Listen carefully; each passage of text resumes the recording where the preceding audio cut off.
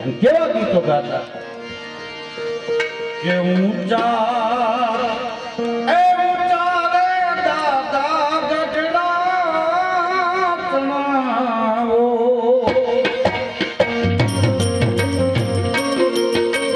એ ધીરે ઊંચા રે ગઢડા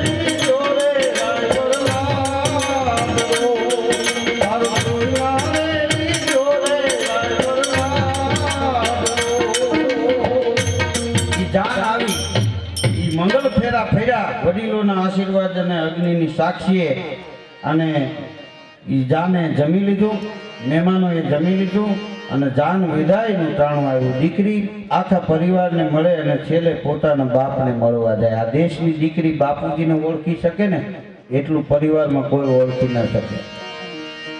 દીકરી વિદાય લેતી હતી, બધાને મળી અને છેલ્લે એના બાપને મળીને દીકરી તે ભેટી ગયા, ગળે બસ લઈ લીધી અને રોતા રોતા દીકરી એમ કહે છે કે બાપુજી મારે ભાઈને મળવું છે. એનો બાપ એમ કહે છે બેટા તને ખબર છે તો નાનપણથી પાગલ છે, ક્યાં હોય શું ખબર. દીકરી રોતા રોતા એમ કહે છે કોકને મોકલો, કદાચ બજારમાં હોય ને તો લઈ આવો. પાગલ ભલે રહ્યો પણ મારો તો ભાઈ છે. ચાર માણસો ગયા બજારમાં આંટો માર્યો, એમાં પાગલ મેલા કેલા લુગડા ને કાગળિયા વીણતો હતો. આ માણસોએ જઈને એને ઉપાડ્યો, ટીંગાચોડી કરી, મને મૂકી દો, શું કામ ક્યાં લઈ જાવ છો? તો કે તારી બેન પરણીને વિદાય લે છે ને એને મળવું એટલે લઈ જાય છે. ટીંગાચોડી કરીને લેવાના દરવાજે મૂક્યો ને તો એનો બાપ ત્યાં ઉભો તો બેટા બેન વિદાય લે છે, તને મળવું છે. ગાંડો એમ કહે છે કે 100 રૂપિયા આપો ને બેનને કાંઈ એમને વિદાય અપાય. આટલું પાગલપણું ભાઈનું પલતા માનવામાં પાગલ ભાઈ બેનને મળવા માટે ગયો અને બેન એને ગળે બથ ભરી ગઈ, કારણ કે એને તો એનો ભાઈ જોતો હતો. એ પાગલ હોય કે ડાયો હોય એ લેવા દેવા નથી. બેન ભાઈ બે ભેટી ગયા અને એક હાથ એના ભાઈ ઉપર મૂક્યો અને બીજો હાથ અધર કરીને દીકરી રોતા રોતા એટલું બોલી હતી કે હે ઈશ્વર આને ડાયો કરી દે, આને ડાયો કરી દે, આને ડાયો કરી દે. દીકરી પરણીને હારે વહી ગઈ, એનો ભાઈ ત્યાં ડાયો થઈ ગયો. આ દેશની દીકરીની આ તાકાત છે. હા, એક દીકરીની દુઆ મળે ને તો તમારું જીવનનું ભાવિ ફરી જાય. હું તો એમ કહું છું બેન દીકરીઓને રાજી કરજો, રાજી ન થાય કાંઈ નહીં પણ આપણા હિસાબે બેન દીકરીનું દિલ ન દુભાવવું જોઈએ. હા, એની ખાસ નોંધ લેવી. આ દીકરીનો ત્યાગ છે એ તો અદ્ભુત ત્યાગ છે. હા, આપણે તમે બીજા મકાનમાં નવા મકાને રહેવા જાવ ને તો તમે 2-4 મહિના તમે સેટ ન થઈ શકો. હા, 2-4 મહિના લાગે સેટ થતા. આ દેશની દીકરી એક જ એવી છે કે 1 સેકન્ડમાં પોતાનું પારકું કરી નાખે, પારકાને પોતાના કરી લે. આવું સંસારમાં કોઈ પાત્ર હોય તો એ દીકરી છે. કામ દાદી ખુબુરિયા અને કામ દાદા કપૂર હકડીસી મયણ ભલી અને હકડો ભલો સપૂત. અહીંયા માતાઓ બહેનો દીકરીઓ બેઠા છે એટલે આ એક વાત મેં અહીંયા રજૂ કરી. પણ હકીકતમાં માફ કરજો હાસ્યરસ અને આ કરુણ રસ, પણ કહેવાનો અર્થ એટલો છે કે કરુણા વિનાનું હાસ્ય અને હાસ્ય વિનાની કરુણતા બે વ્યર્થ છે. હા, હાસ્ય કોનામાં હોય કે જે માણસમાં કરુણતા હોય એનામાં હોય, બાકી ન હોય. તમે જો કોઈ માણસ દુઃખની વાત સાંભળીને એની આંખમાં આંગળા પડી જાય ને એની હારે સંબંધ બાંધી લેજો, કારણ કે એની આંખમાં ભીનાશ છે. હા, કરુણા છે ત્યાં બધું છે, કરુણા નથી ત્યાં કાંઈ નથી. કોરી આંખું વાળાની હારે બે હું નહીં કોઈ. હા, અમુક અમથે ડોળા કાઢીને જ રખડતા હોય. બોલ, હા, જેની આંખમાં કરુણા છે ત્યાં બધુંય છે, કરુણા નથી ત્યાં કાંઈ નથી. એટલે કીધું છે કે હે કરુણા ના કરનારા, તારી કરુણાનો કોઈ પાર નથી. આપણા અવગુણનો પાર નથી, ઈશ્વરના ગુણનો પાર નથી. આ બે માપી નથી હગાવ્યો. ઈશ્વરની રચનાને માણી લેવાય, માપી ન હોય. ખોટી વાત. આ તમે એક ઝાડું ઘેરે વાવો, હાથ સિક્યુરિટી વાળા રાખજો કે આમાં કૂપર ફૂટે ત્યારે કહીજો મને. તો એ હાથ સિક્યુરિટી વાળા જાગતા હોય તો ખબર ન પડે, આંખ મટકું મારીને કૂપરું ફૂટી જાય, એને કોઈ જોઈ ન હવે. આ ઈશ્વરનું સર્જન છે. હા, આપણે ત્યાં દીકરાને ઘેરે નાનકડો દીકરો હોય, આખો પરિવાર એને રમાડે, તો એ આવડું બાળક 6 ફૂટનું ક્યારે થઈ જાય એ કુટુંબમાં કોઈને ખબર ન પડે. આપણે એના ભેગા હોય તોય. આ ઈશ્વરનું સર્જન. કોઈએ કીધું પિન્ટુ દાદાને ખોળામાં બેઠો ટોઈન દઈને 1.5 ઇંચ બેઠો. હા હા, ઈશ્વરનું સર્જન. આપણી હારે નારે મોટા થઈ જાય, ખબર ન પડે. આ ભગવાનનું સર્જન છે. ઈશ્વરની અકળ ગતિ, પતંગિયાને પેટમાં બચી.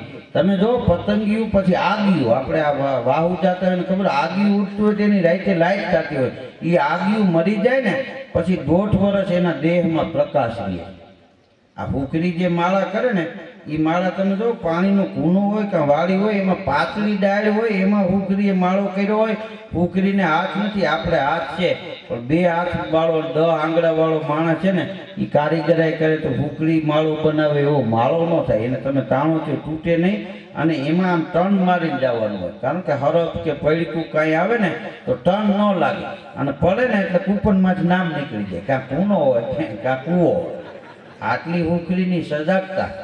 એ હુકરીના માળામાં 2-5 પતંગિયા નીકળે, ગમે એ માળો વીખીને બે હાથ આગિયા એમાં નીકળે, કારણ કે આગિયાના હિસાબે માળામાં અંજવાળું રહે, એના બચ્ચા મોટા થઈ જાય. અને આ કહેવાનો અર્થ મારો એ છે કે આગિયા જેવું નાનો એક જીવ એ ગુજરી ગયા પછી 1.5 વર્ષ એનામાં પ્રકાશ રહે છે.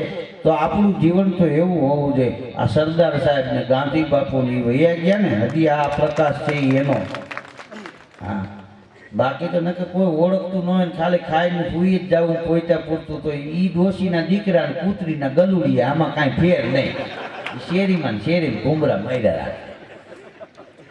હા, જૈનમાં કોક જગતમાં ઈ કર્મી જનની કોક, અરે ભાંગે પરની ભૂખ એનું વળતર ન માગે વિચલા.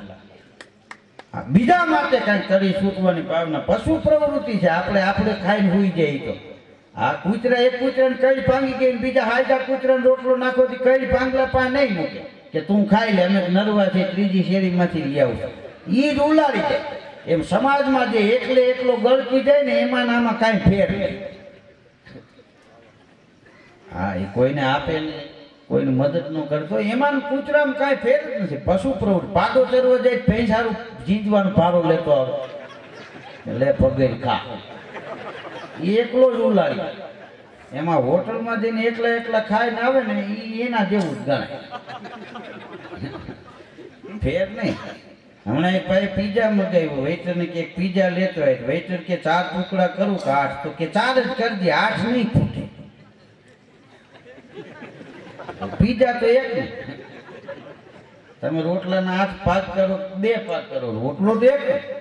એક ભાઈએ સમોસા મગાવ્યો, વેઇટર લેવો, ટેબલ ઉપર મૂકાય કે સાહેબ ચટણી કઈ આપું, આંબલીની આપું કે ટમેટાની? તો કે બેયમાં શું ફેર છે? તો કે અઠવાડિયાનો ફેર છે. આને લડી જ લેવું હોય કોણ સમજાવે?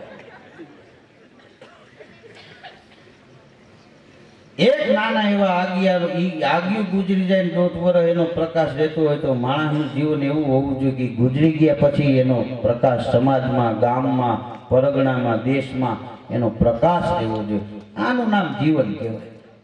આ કેટલા વર્ષ માણસ જીવે એ મહત્વ નથી, કેવું જીવે એ મહત્વનું. આ સ્વામી વિવેકાનંદ 39 વર્ષ જીવ્યા, પણ આજના યુવાનો હજી એમાંથી પ્રેરણા લે. હા, એનું નામ જીવન. 39 વર્ષની એની જીવનની યાત્રા. ઘણા હો વર્ષ જીવે. હા પણ પાછલી શેરીમાં કોઈ ઓળખતા ન હોય એ શું કામ? જીવન કેવું જીવે એ મહત્વનું, કેટલા વર્ષ જીવે એ મહત્વનું નથી. એક ભાઈ તો ડાયાબિટીસ ને જ્યુસ પીતો, એટલે કીધું મરી જાય. મને કે મોરું ખાઈને 90 વર્ષ જીવું એને કરતા જ્યુસ પીને 60 વર્ષે મરી જવું આવે. લડી જ લેવું હોય ને કોણ સમજાવે? હા આપણે 56 ભૂખે ન મર્યા એટલા 57 ખાઈને મરી ગયા, ઉપાડી લીધી તરણા. એક જગ્યાએ હું લગ્નમાં ગયો તો એક ભાઈ મારી બાજુ જમવા બેઠો, 32 લાડવા ખાઈ ગયો. પાછું મને કે તોય મારું મોઢું ન ભાંગ્યું. કીધું પાણો લઈને ભાંગી નહીં, નહીંતર અહીં મારે કોઈ જ કાઢવું પડશે. હા દવા હવાના હાસ્ય ગાંધી બાપુ એમ કહેતા એ જીવનમાં ઉપયોગી છે. જેટલી દવા ઉપયોગી છે એટલી હવા ઉપયોગી છે, જેટલી હવા ઉપયોગી છે એટલું હાસ્ય ઉપયોગી છે. હશે એનું ઘર વસે, વસે પછી હશે કે નહીં એ ભાઈ વાત. ભાઈ વાળા કોઈ દાંત કાઢે બાકી નહીં. એક ભાઈ ઘેરે જમવા બેઠો તેને ઘરવાળી આમ રોટલી મૂકી, રોટલી ઊંચી કરીને કે આમાં ઘી ચોપડો પેટા ચોલી નાખે. બાઈ નો મગજ ગયો, કામ નથી કરવું, નથી એમાં રોટલીમાં ઘી ચોપડવું, છૂટી હાણસી મારી કપાળમાં લાગી, લોહીની ધાર. બજારમાં એક ભાઈ સામો મળ્યો કે આ કપાળમાં શું થયું? ખોટું બોલ્યો કે પગ સ્લીપ થયો ને પગથિયેથી તે પડી ગયો.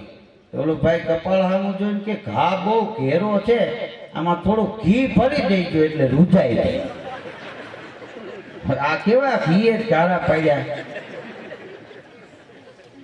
ખોટું બોલો તો ખબર પડી જાય. બે પતિ પત્ની રાઈતે બાઈટા 12:30 વાગે. બાઈ કે હું વહી જાઉં. ક્યાં જાય? કે મારી માની કીધે. હવે કે તારી માં એની માને કીધે ગઈ. હમણાં બાપુજીનો ફોન હતો. હારા જમાઈને મેળે હારો.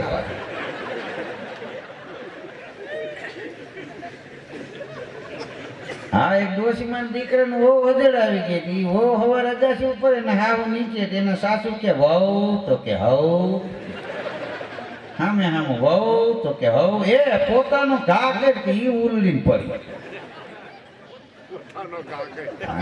લુગડાનું પોતું કેતા હતા, પોતે પડી.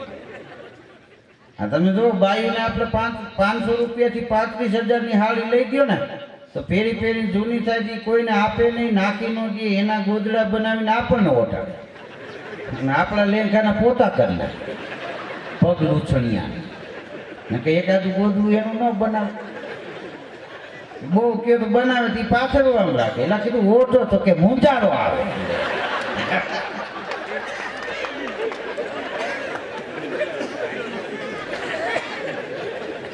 હા એની હાડીના ગોદડા આપણે ઓઢી થતા પાછા કે તમારા ભાઈ સવારે વહેલા જાગતા નથી. કીધું ન જાગે. જૂની હાડીના ગોદડા ઓઢ્યા છે ને બજરની 22 બેહી ગઈ.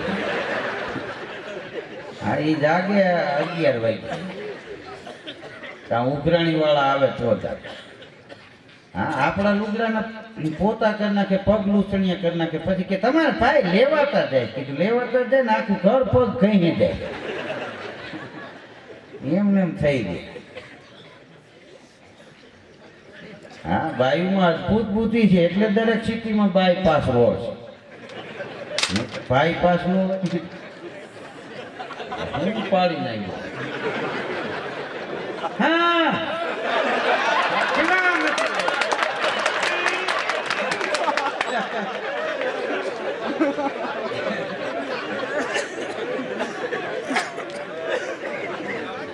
હા એ આ ગામડામાં ડોક્ટર દવાખાનું કર્યું. ભાઈ વળી ખેડૂત ગયો તો કે બોલો ભાઈ. તો કે હું પીંડીમાં દબાવું તો બહુ દુખે છે. કે દબાવો તો જ દુખે કે એની મેળે દુખે? કે આમ પીંડી દબાવવું એટલે બહુ દુખે. પણ હું કામ દબાવવું જોઈએ? હથનો બહેની. હા આવા નવા હૈલા આવે લાવ 150 રૂપિયા. શું ત્યાં દબાવવાની જરૂર? વગર દવાએ 150 લઈ લીધા. એક ભાઈ વળી એના બાપુજીને લઈ ગયા. એ ડોક્ટર કે બોલો ભાઈ. એ કે બાપુજીને કાને બરોબર સંભળાતું નથી. કેટલી ઉંમર બાપુજીની? તો કે 80 વર્ષ થયા. 80 વર્ષે એને શું ગાડીઓ સાંભળવી? હા આવા નવા આયલા આવે લાવ 150 રૂપિયા. એને કાઢી એક જુવાન ગયો બોલો ભાઈ તો કે હું બસમાં બેસું ને તો મને ચક્કર આવે પણ શું કામ બેહું જોઈ છકડા કેટલાય જાય બુદ્ધિ વિનાના આવા નાવા આયલા આવે હા લાવ 150 2 વર્ષમાં સાહેબ ને 2 માળનું મકાન ને એસી ગાડીને હરામ કોઈને દવા દેવી હા ખાલી હા એટલું કઈને 150 લઈ લેવાય હવે એ ઓલા ખેડૂત ને ખબર પડે હા એ કે મને 2 વર્ષ પહેલા સાહેબે ઘકલાવ્યો વગર દવાએ 150 લીધા તેમ 2 વર્ષથી સાહેબ કોઈને દવા નથી દેતા ઘકલાવે છે 150 લઈ લે ખેડૂને એક દી સાંજે મગજ ગયો પાવડાનો હાથો લઈ ગયો દવાખાને આમ હાથો ઉભો રહ્યો ડોક્ટર તેની ટેવ પર મને બોલો ભાઈ તો કે 3 દીથી એમ થાય છે કોકને 2-3 નાખું કે નાખો 3 નાખી સાહેબ અને હટીને કઈમાં પાછું માર્યો હા આમ દવા દેવાય ડોક્ટર કોમોમાં આવી ગયો દવાખાને બધા એમ હલ બોલાવે છે ઓળખો છો ડોક્ટર આંખું નથી ખોલતા એક દી હું ગયો સાહેબ ને ઓશિકા પાસે ઉભા રહીને મેં કીધું હા ત્યારે સેજ આમ જોયું એને એમ કે હાથાવાળા આવી ગયા શું વિજ્ઞાન જાથા વાળા હારા પણ પાવડાના હાથા વાળા નહીં